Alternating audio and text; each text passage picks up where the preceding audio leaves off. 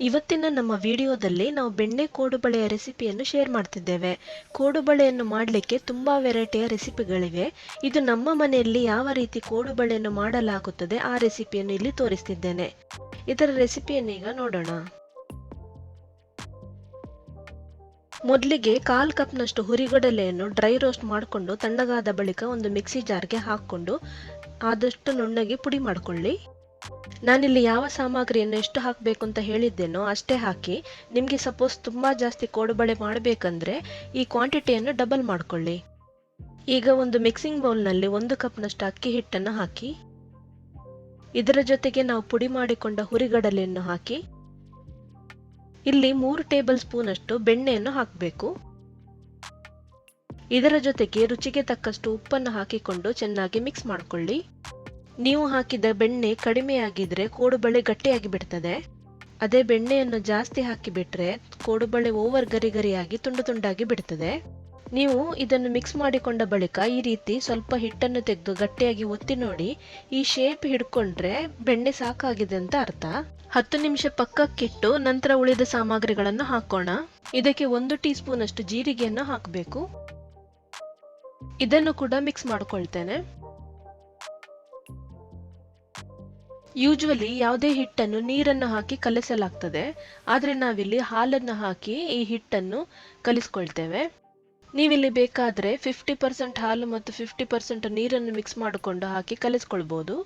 ನಾನು ಬರೀ ನೀರನ್ನು ಹಾಕಿ ಕಲಿಸಿಕೊಂಡು ಕೋಡುಬಳೆಯನ್ನು ಸಹ ಮಾಡಿದ್ದೇನೆ.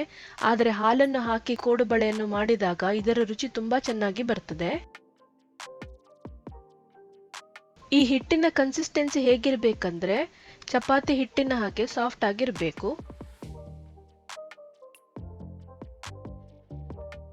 ಇದು ಚೆನ್ನಾಗಿ ನಾದಿಕೊಂಡ ಬಳಿಕ ಹಿಟ್ಟನ್ನು ಈ ರೀತಿ ಒಟ್ಟುಗೂಡಿಸಿ. ಇದು ಎಷ್ಟು ಸಾಫ್ಟ್ ಆಗಿದೆ ಅಂತ ಗೊತ್ತಾಗ್ಲಿಕ್ಕೆ ಈ ರೀತಿ ಒತ್ತಿ ತೋರಿಸ್ತೇನೆ. ಆಗ ನಿಮ್ಗೊಂದು ಅಂದಾಜಾಗ್ತದೆ. ಹಿಟ್ಟು ಸ್ವಲ್ಪ ಸೆಟ್ ಆಗ್ಲಿಕ್ಕೆ ಒಂದು ಅರ್ಧ ಗಂಟೆ ಬದಿಗಿಡೋಣ. ಅರ್ಧ ಗಂಟೆಯ ಬಳಿಕ ಈ ಹಿಟ್ಟನ್ನು ನಾನು ಈ ರೀತಿ ಪುನಃ ಸ್ವಲ್ಪ ನಾದಿಕೊಳ್ತೇನೆ. ಈಗ ನಾವು ಕೋಡುಬಳೆಯ ಶೇಪ್ ಅನ್ನು ಮಾಡಬೇಕು. ಅದಕ್ಕೋಸ್ಕರ ನಿಮ್ಮ ಅಂಗೈಗೆ ಸ್ವಲ್ಪ ಎಣ್ಣೆಯನ್ನು ಸವರ್ಕೊಳ್ಳಿ. ಈಗ ಇಲ್ಲಿ ತೋರಿಸಿದಷ್ಟು ಗಾತ್ರದ ಹಿಟ್ಟನ್ನು ತೆಗೆದುಕೊಂಡು ಮೊದಲಿಗೆ ಈ ರೀತಿ ರೋಲ್ ಮಾಡಿಕೊಳ್ಳಿ. ಈ ಕೋಡುಬಳೆಯನ್ನು ಸ್ವಲ್ಪ ದಪ್ಪದಾಗಿ ನಾವು ಶೇಪ್ ಮಾಡಿಕೊಂಡ್ರೆ ಫ್ರೈ ಮಾಡಿದ ಬಳಿಕ ಒಳಗಡೆ ಸ್ವಲ್ಪ ಹಸಿಯಾಗಿರ್ತದೆ. ಸೊ ನಾನಿಲ್ಲಿ ತೋರಿಸಿದಷ್ಟು ತೆಳುವಾಗಿ ನೀವು ರೋಲ್ ಮಾಡಿಕೊಂಡು ಈ ರೀತಿ ಜಾಯಿಂಟ್ ಮಾಡಿಕೊಳ್ಬೇಕು. ನೀವಿದನ್ನು ಫ್ರೈ ಮಾಡುವ ಮೊದಲು 1-2 ಬ್ಯಾಚಿಗಾಗುವಷ್ಟಾದರೂ ಕೋಡುಬಳೆಯನ್ನು ಶೇಪ್ ಮಾಡ್ಕೊಂಡು ಇಟ್ಬಿಡಿ. ಉಳಿದ ಹಿಟ್ಟುಗಳನ್ನು ನೀವು ಫ್ರೈ ಮಾಡುವ ಸಮಯದಲ್ಲಿ ಈ ರೀತಿ ಶೇಪ್ ಮಾಡ್ಕೊಳ್ತಾ ಇರ್ಬೋದು. ಈ ಕೋಡುಬಳೆ ಮಾಡುವಾಗ ಈ ರೀತಿ ಆಕಾರ ಕೊಡೋದು ಸ್ವಲ್ಪ ಟೈಮ್ ಕನ್ಸ್ಯೂಮಿಂಗ್.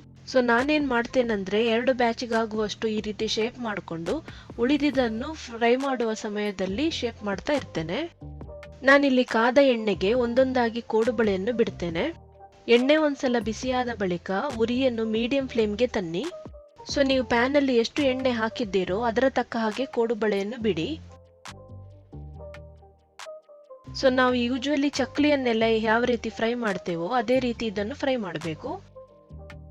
ಎಣ್ಣೆಯಲ್ಲಿ ಬಿಟ್ಟು 1-2 ನಿಮಿಷದ ಬಳಿಕ ಇದನ್ನು ಸೌಟಿನಿಂದ ಆಚೆ ಈಚೆ ಮಾಡಿಕೊಳ್ಳಿ. ಸೊ ಎಲ್ಲಾ ಕಡೆ ಸಮಾನವಾಗಿ ಗರಿಗರಿಯಾಗಿ ಹೊಂಬಣ್ಣ ಬರುವ ತನಕ ಇದನ್ನು ಫ್ರೈ ಮಾಡಿಕೊಂಡು ಎಣ್ಣೆಯಿಂದ ಹೊರಗೆ ತೆಗೆಯಿರಿ. ಇದನ್ನು ಬಿಸಿಯಾಗಿರುವಾಗ ತಿನ್ಲಿಕ್ಕೆ ಹೋದ್ರೆ ಅಷ್ಟೊಂದು ಗರಿ ಆಗಿರೋದಿಲ್ಲ. ಅದೇ ತಣ್ಣಗಾದ ಬಳಿಕ ತುಂಬಾ ಕ್ರಿಸ್ಪಿಯಾಗಿ ಬಿಡ್ತದೆ. ತಣ್ಣಗಾದ ಬಳಿಕ ಒಂದು ಡಬ್ಬಕ್ಕೆ ಹಾಕೊಂಡು ತುಂಬಾ ದಿನ ಸ್ಟೋರ್ ಮಾಡ್ಕೊಳ್ಬೋದು. ಸೊ ಈ ರೆಸಿಪಿಯ ಬಗ್ಗೆ ನಿಮ್ಗೆ ಏನ್ ಅನಿಸಿದೆ ಅಂತ ಕಮೆಂಟ್ ಮೂಲಕ ತಿಳಿಸಿ. ನಮ್ಮ ಈ ವಿಡಿಯೋ ಇಷ್ಟ ಆಗಿದ್ರೆ ಲೈಕ್ ಮಾಡಿ, ಇಲ್ಲಾಂದ್ರೆ ಡಿಸ್ಲೈಕ್ ಮಾಡಿ. ಎಲ್ಲರಿಗೂ ನಮಸ್ಕಾರಗಳು.